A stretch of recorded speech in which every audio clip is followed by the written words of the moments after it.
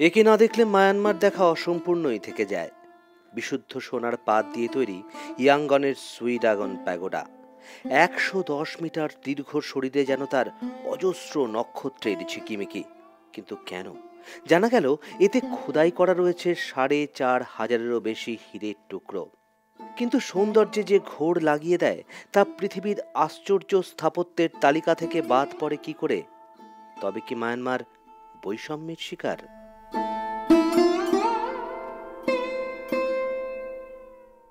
এদেশে ৮৯% মানুষ বৌদ্ধ ধর্মাবলম্বী। হয়তো সেজন্যই ইতিহাস, ধর্ম আর স্থাপত্য মিলেমিশে একাকার।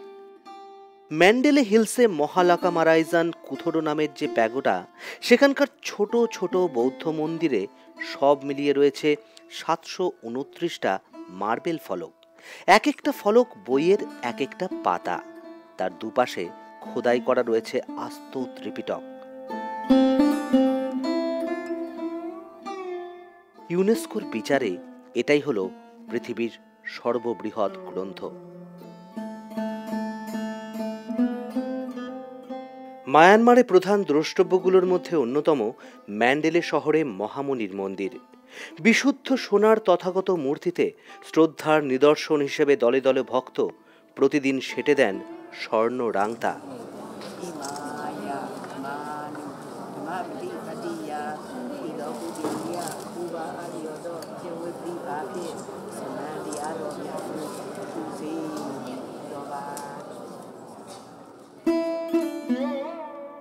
আর শ্বেতা মায়াত পায়া নামে ইয়াঙ্গনের সুবিশাল মন্দির। এখানে সংরক্ষিত রয়েছে বুদ্ধের দাঁত। সত্যি ইতিহাস ভারী বিচিত্র। রণদামামা বাজিয়ে যারা পৃথিবীর শাসন করতে চায়, এক না একদিন ভেঙে পড়ে তাদের কীর্তিস্তম্ভ। আর সোনায় মোড়া রাজসিংহাসন ত্যাগ করে নগ্ন পায়ে যিনি বেরিয়েছিলেন সত্যের সন্ধানে, তাকেই কিনা হৃদয়ের আসনে বসিয়ে পুজো করে লক্ষ কোটি মানুষ। তার নামে কত মন্দির, নির্মাণ শৈলীতে কত বৈচিত্র্য।